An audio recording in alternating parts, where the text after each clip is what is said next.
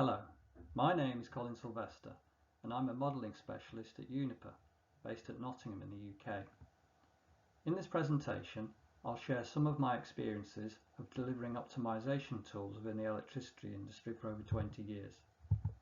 I'll first discuss some of the application areas and then the challenges of turning optimisation techniques into tools that my colleagues can use as part of their daily work. I'd like to thank you for taking the time to listen to me, and I'd also like to thank the organisers for giving me the opportunity to share my experiences. Firstly, I'll briefly introduce Uniper. Uniper has been in existence since 2016 when it was spun off from E.ON. However, its ancestry in electricity generation goes back for around a century. My own time in the electricity industry started with a UK-based company called Powergen, which was subsequently acquired by E.ON. Uniper is now the fourth largest electricity generation company in Europe and is active in many countries around the world. Uniper's operations are concentrated in 5 areas. Our generation fleet is a mixture of gas and coal plant across a number of countries, nuclear power in Sweden, and many hydroelectric generators in Sweden and Germany. Our large Dusseldorf-based commodity trading organisation trades power and a range of energy-related quantities for Uniper and third parties. We provide energy storage through batteries and pumped storage hydro units and sell energy directly to large customers. I work in the area of energy services, where we provide Uniper's expertise across the company and also to external companies across the globe. Within energy services, we developed the analytics platform to make our solutions available from web browsers. The energy sector is almost unrecognisable from when I joined the industry. Renewables production has surged. This was driven originally by subsidies and carbon taxes, but the economies of scale now mean that these technologies compete well on cost with fossil-fired generation. Consequently, this has reduced the contribution of conventional generators and margins are very tight. This means that assets are being run in more and more challenging regimes, pushing up against more and more constraint boundaries. Also, renewable generation poses additional demands on securing the system, as they deliver less inertia and reserve than steam-based generation. The effect is a less predictable supply and demand situation, and a reduction in the number of options to manage that uncertainty. This means that generators are finding increased use in operating to maintain a stable electricity grid as well as supplying energy. Given the highly competitive nature of these markets, optimisation is vitally important in decision making about when to run assets and in which market segment, for instance in energy or in providing reserve. In most European countries, energy and reserve production occurs through market mechanisms. This means that energy companies are not compelled to produce. Instead, production is determined by whether it's profitable to produce or not. Electricity can be traded in a number of ways. Through exchanges, day-ahead auctions, brokered trades or direct trades between producers and consumers. Trading occurs on a very wide range of timescales, from years ahead to within-day trades. At delivery, generators need to make sure that production is matched by sales, and consumers need to match their demand to power purchases. Mismatches on either side are subject to imbalance charges that can generally be considered to be penalties. In each case, the decision to produce is based upon a market price signal that varies hourly to sub-hourly. The production decision is also based on the costs of fuels and carbon permits that are also traded on the markets. A generator is profitable if the income exceeds the sum of fuel costs, carbon costs and non-fuel costs, which would include grid charges.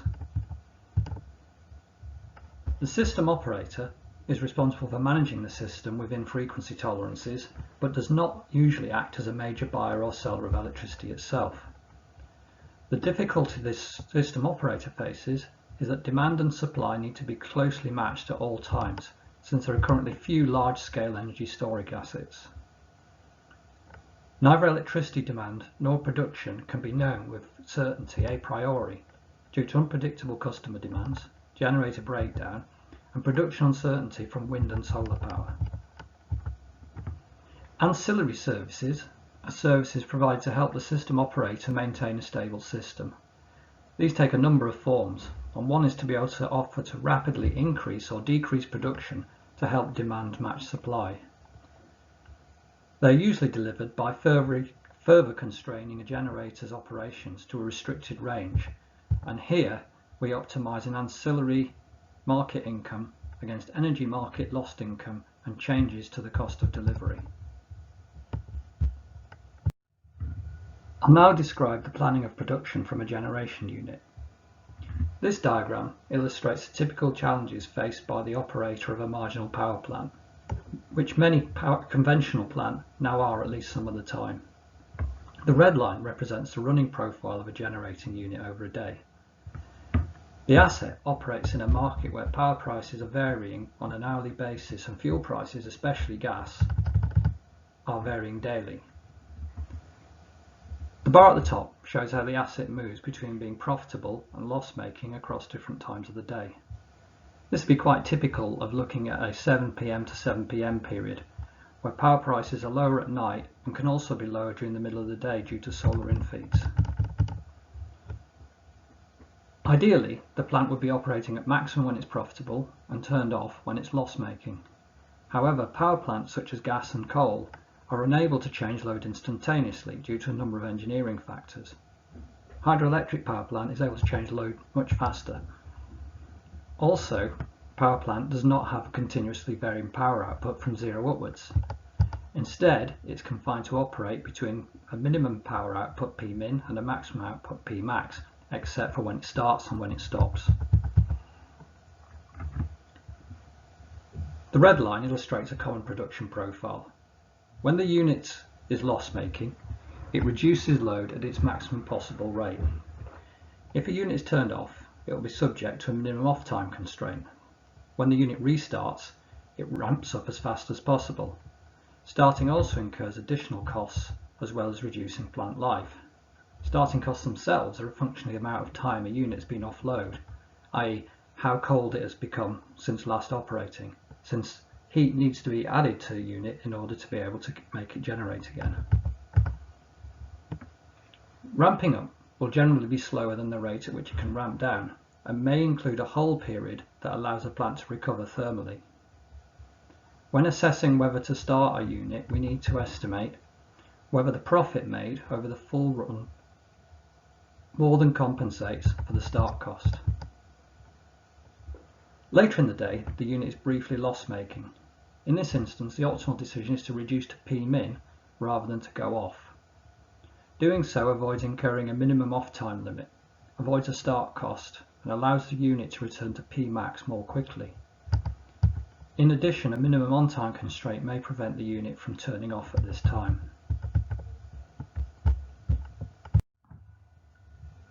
Assets are also subject to a number of longer-term constraints, and these can apply over days, weeks, or months.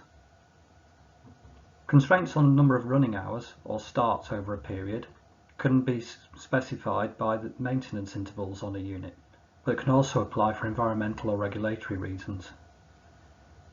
Sometimes a plant may be subject to a maximum fuel consumption limit, which would be governed by the availability of a fuel, or a minimum fuel consumption limit could be applied to make sure that a stockpile doesn't exceed its capacity. In some situations, generators have to provide mandatory reserve across a portfolio, and in that case we need to assign sufficient reserve power across all units. Must-run constraints are constraints which specify where a unit must run regardless of the economics. This could be because it's required to fulfill another service. Plant outages are cases where a plant is unavailable due to maintenance. And finally, generators may use to specify profit targets.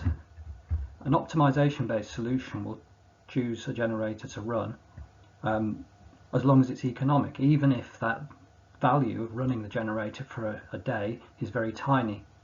By specifying a profit target within the scheduling process, we ensure that we only run a unit if it makes a meaningfully large profit for each day of operation. Problems of this type are well suited to mixed integer linear programming. Linear programming fits well with defining most of the constraints on generating units, and the discrete operating states of either 0 or the range pmin to pmax require an integer treatment. Uniper has developed a large number of optimization models and decision support tools based on mixed integer programming.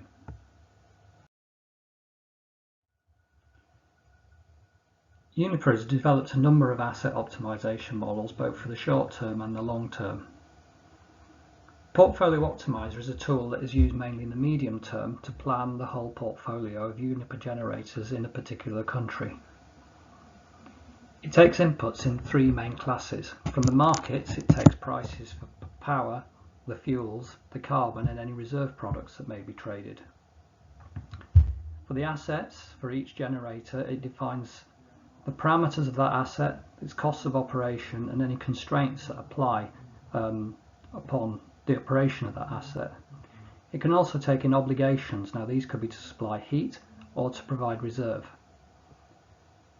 Taking these assets into a mixed integer optimization model, it generates the optimal economic generation for the whole portfolio, usually running within a few minutes, and it can deal with multiple asset types, from coal and gas and oil to combined heat and power, hydro, and even assets that are specific to the production of heat. As a result, we get outputs in both detail and at aggregated level for generation, both in terms of volumes produced but also number of hours running and the number of starts, the costs and income for each generator, the fuel requirement and the requirement for carbon permits from the portfolio, as well as information about heat supply and also what the cost is of any constraint we are applying into the optimization. These costs can then be used later in short-term planning as opportunity costs to ensure that long-term optimization goals are fully reflected in the short-term optimization problem. Our portfolio optimization model has a number of different use cases. In the shorter term, this is ranging from typically a few days out to 3 to 4 years, it's used to support hedging and generation planning. Hedging is a process by which a trading organisation limits its risk to market volatility by trading products ahead of time. So hedging composes of selling power and buying fuels and carbon progressively before delivery. Generation planning also allows power stations to understand better when they're likely to run and to therefore plan accordingly. As I mentioned earlier, the tool also enables us to determine opportunity costs associated with long-term constraints. These can then be fed into the short-term trading process such that long-term effects are fully taken care of in short-term planning.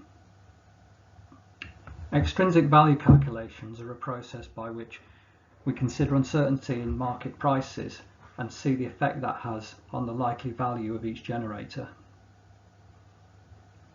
Going out slightly further, the tool is used to plan outages or maintenance periods. By understanding the optimal running for each plant, we can identify ideal periods in which to make the plant unavailable for maintenance. Also, once dates for maintenance have been set, we wish to optimize how best to run the plant between those major maintenances. We may have limits specifying the number of hours or starts, or a combination of hours and starts. And what we want to do is to pick when are the best hours or starts to be incurred between those overhauls to maximize the value of the generator. In the long term, optimization is also used to guide portfolio strategy by understanding likely future running regimes of different plant within the portfolio. It can also be used to evaluate plant investments by considering the change in economic value from a plant that would arise by making a plant more efficient or more flexible, or perhaps increasing its capacity.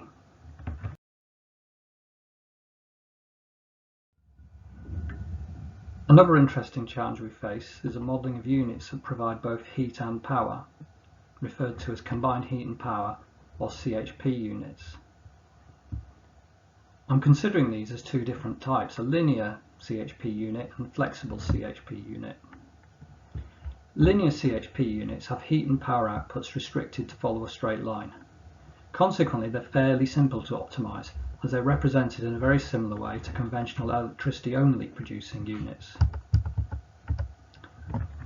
Flexible CHP units have an area defined of valid power and heat operating points.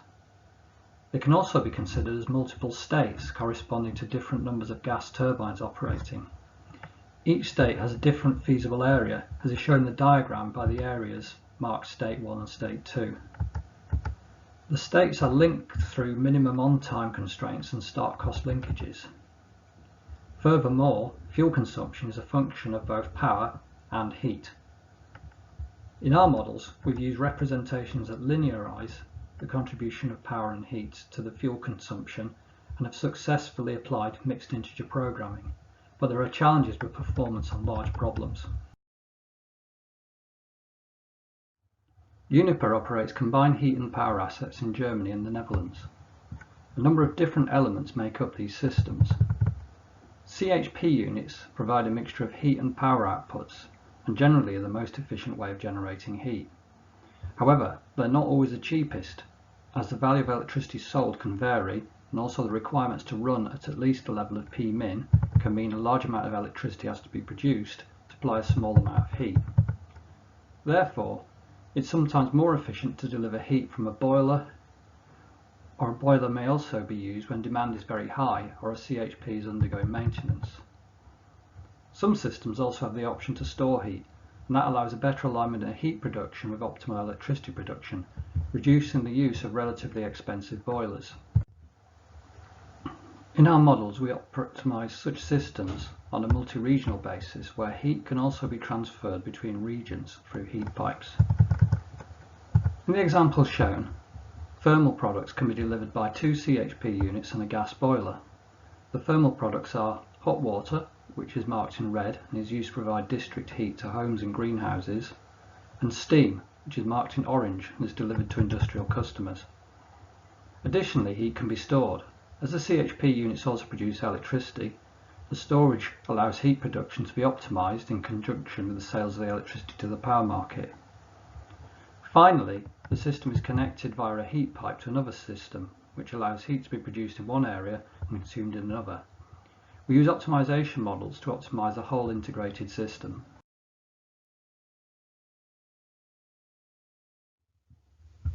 In Sweden and Germany, Uniper operates a large number of hydroelectric generators. Hydroelectric units are subject to many of the same constraints as thermal units, but bring additional modelling challenges, since it's essential to model reservoirs and water flows to get a realistic view of available production. Hydro units also have a strong coupling between assets, as often a number of generators lie on the same river system. This means that production at one location results in additional water being delivered to reservoirs and generators downstream, but at some time later. In modelling reservoirs, we take account of minimum and maximum surface level constraints. We also need to estimate inflows to each reservoir from precipitation and inflow from sources outside the scope of our optimisation. We also need to model the flows from upstream that are a result of our optimiser's decisions. Generating units are modelled using relations between water flow and power output and can be subject to flow limits. The optimisation of coupled units is complicated by the time taken from water to travel from one reservoir to the next, and also the fact that some of the reservoirs have little or no storage, meaning that the optimal production profile for the whole system can be quite different from an optimisation of each unit independently. It's also the case that it may be optimal to spill water, so flow more water than is required to reach the maximum output of the unit, and whilst this may appear as though it's wasting water, the water may actually be better used downstream, and so that is actually the optimal decision for operation of that unit.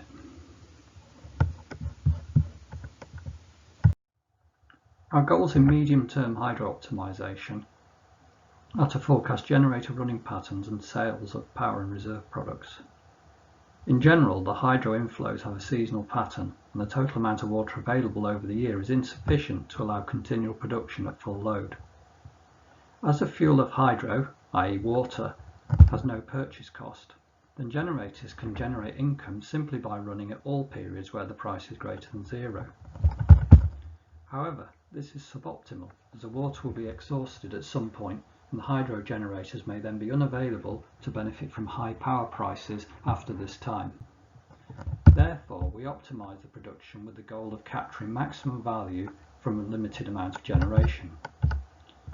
Key output is the opportunity cost of water in our large reservoir storages, which we call the water value.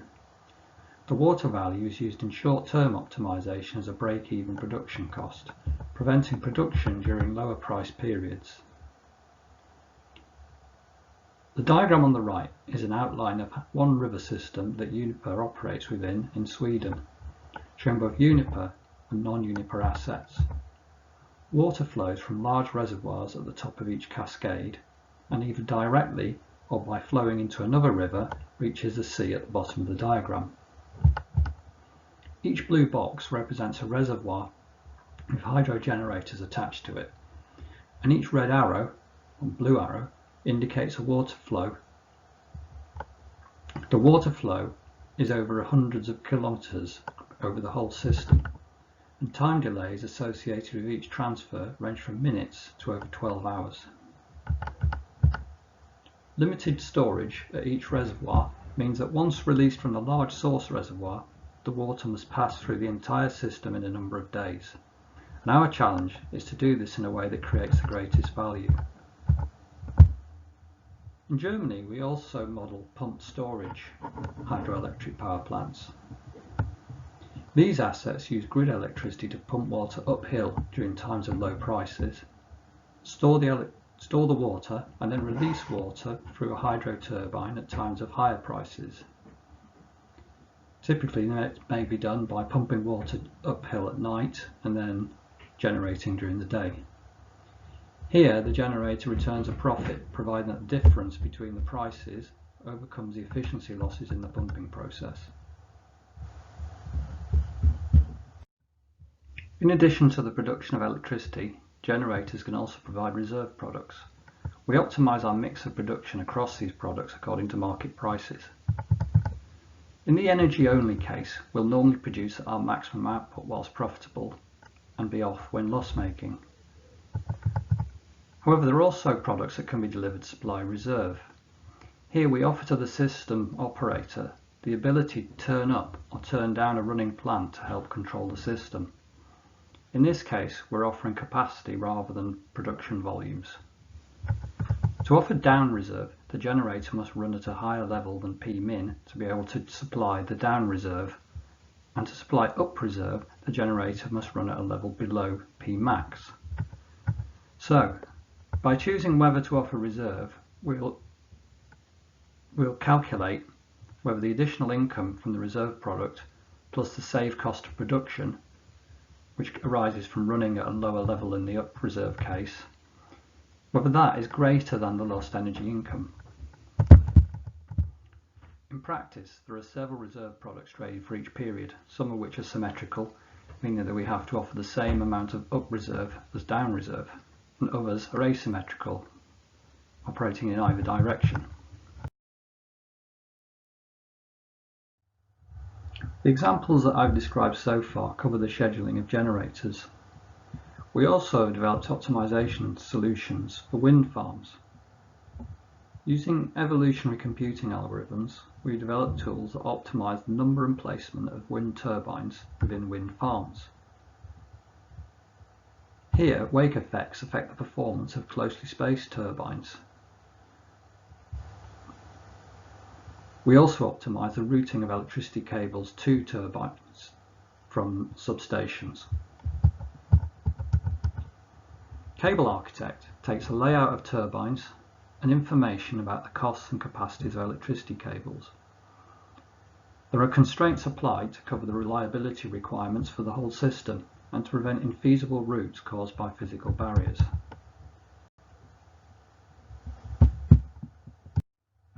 In this example, we applied cable architects to an already existing wind farm.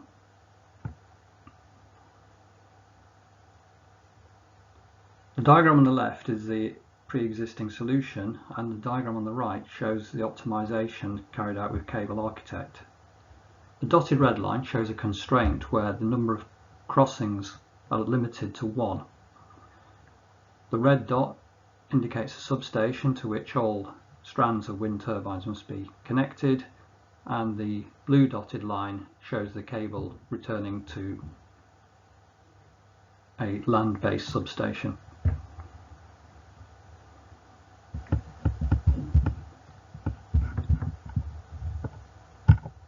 What we found in this instance was that the optimized solution was able to reduce the cable length by 7.5 kilometers. The different colours show the different capacities of cables, with higher capacity red cables close to the main connection point and lower capacity ones further from the connection point, since these need to carry less load. You'll also see a number of differences in the way in which the cables have been routed, particularly here, here and here.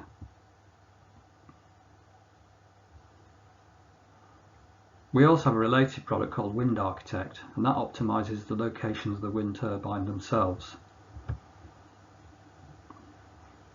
In developing a wind turbine site, there is a trade-off between increasing the number of turbines, which increases the amount of power output, but also the yield from each turbine, because as turbines are brought closer and closer together, wake effects reduce the efficiency of each. This again is another evolutionary computing based solution. I'll now come on to talk about my personal experience of developing optimization solutions. My background is I did a degree in physics in Imperial College and started my career at Rolls-Royce. Over 20 years ago, I moved to PowerGen, and I've worked since then as a specialist in optimization tool development, initially in PowerGen, then in E.ON, and now in Uniper. I'm based in the Digital Engineering Solutions department in Nottingham in the UK, and this provides services to many parts of Uniper, but also to external customers. And this work is always done on a project basis, where work has to be planned, budgeted and delivered to time and cost. My work is really to develop tools, and these are used by others as part of their daily job, so I'm not a user of the tools myself. In general, I describe my role as being a combination of delivering optimization solutions principally to energy customers in our Uniper Global Commodities and Asset Strategy functions, mainly in Germany. I support the existing tools which have been developed over a long period of time, and I'm also active in the creation of new cloud-based offerings which would form part of Uniper's analytics platform. Also part of my role is technical leadership. By being active in this field over quite a long period of time, I've also had a chance to experience a lot of barriers that can occur in being successful with optimization solutions. So I'll just talk about a number of these. One is that customers often may not have awareness of optimization methods. We tend to forget, as experts in this area, that not everybody has this expertise and is not aware that there exists techniques that can be used to solve problems in a better way than what they're accustomed to.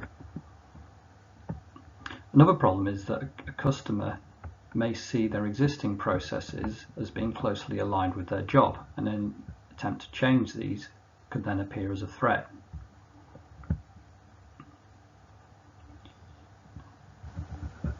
Another area which I've encountered frequently is that the customer already has a solution. Quite often it will be a heuristic solution and it will be based on Excel. It will meet some of the goals, but it will be difficult to maintain, but also won't be able to get some of the true value of optimization by being able to solve problems globally rather than in a stepwise or iterative manner. Another problem is also just a lack of understanding between the customer and the optimization expert of what the problem is, and an inability to share with the customer what the benefits of the optimization approach will bring. Another thing I found at the start of my career, before I joined the electricity industry, is I was a specialist and focused on a particular technology area. And in that role, I found myself sometimes presenting solutions looking for problems. I'd say this is an approach which really doesn't work, because it's very important to interest the customer with how a solution solves their problem, and not to expect them to have the imagination of how an perhaps abstract solution may be applied to their problem. Allied with this is a problem of a lack of domain knowledge in the optimization specialist. So an optimization specialist may know a great deal about optimization methods, but not about the problem in the customer's domain, and therefore how to apply that problem to transform it from something in a textbook to something that's applicable in the field. Another big barrier to success is to not involve the customer in designing the solution. The danger here is that due to imperfect communication, and there always is imperfect communication, a solution is designed that the optimization expert thought met the customer's needs, but actually doesn't meet the customer's needs when it's delivered. Finally, in terms of developing the solution, it's important that the solution is of a quality that enables easy use of it by the customer, and therefore, for instance, doesn't require that the customer installs lots of different specific technical packages or has to access through code the solution, but also the robustness, that it must be a solution that will work day in, day out in the absence of its original developer. And allied to that, it's important to support it, because the opportunity to do future projects in optimization is seriously compromised if customers feel that something was delivered in the past, but then it can't be supported when problems arise in the future, or indeed they can't enhance it when, as they use the tool more and more, they recognize that more work could be done to make the tool even more useful to them. So I'd add to this things which I found have worked for me. One thing is to really gain knowledge of the customer's domain. And I don't think there's any quick way of doing this. I've found a great way of doing this is to undertake secondments in the customer's area, so you get to understand their business better, or if this isn't possible, to at least have substantial customer workshops so that you can explore their need in a lot greater detail and ask the sort of questions which go beyond the initial statement of the problem. I also find a big barrier in a number of areas is that any particular customer area will have not only its own business needs, but it will also have its own business language. So for instance, in the area of trading, there are a lot of trading terms used, and they can be used very frequently, and for somebody outside of that area it can be difficult to understand the conversation. So again, time has to be invested in both understanding how the customer's business works, but also how they communicate within that business. It's really important to understand problems as real practical cases and not try and apply a textbook problem directly. Quite often I've found that a problem at first glance will appear as though it's soluble in a certain way, but when you discuss it further, you realize that in the real case, information arrives at different times and decisions have to be made according to the information that's based at each time. So therefore the full global solution you originally envisaged, full global optimization solution, isn't possible, and you have to fit the solution to the information that's available at each stage of the process. I think to get the work, it's really important about how you present demos. First of all, they have to be visually appealing. They have to capture people's imagination. They also have to solve relevant problems.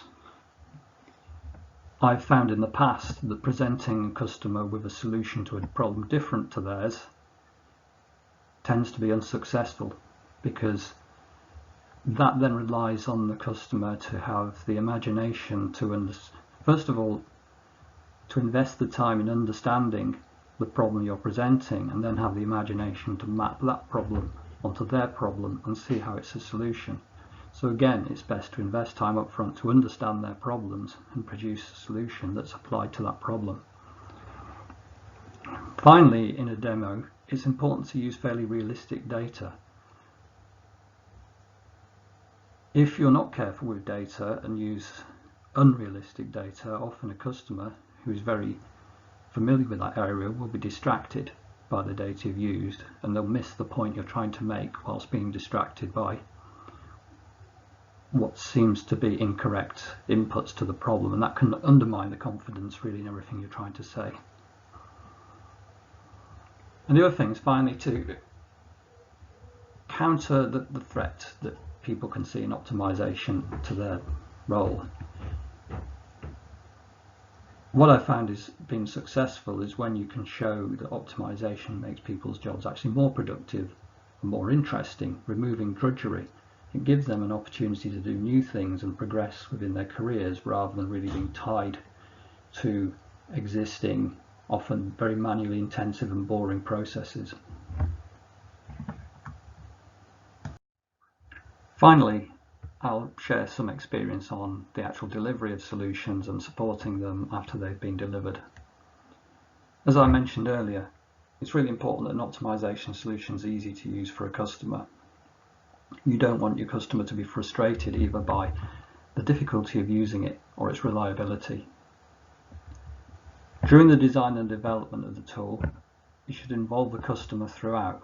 That way they can shape it, they feel involved, and also it avoids any nasty surprises when you finally deliver it to them. I found in most cases, work has to be done to get the optimal trade-off between how your optimizer performs in terms of runtime, what sort of level of optimality is required and the amount of time that takes, and also the accuracy of the problem representation. For most business problems, solutions usually need to be available, it's certainly in my experience, in minutes or seconds and not days.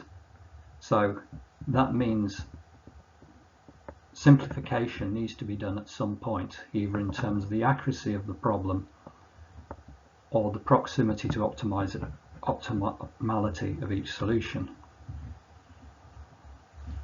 I think one thing I learned the hard way early on is to avoid embedding your optimization solutions in a system you can't change or access.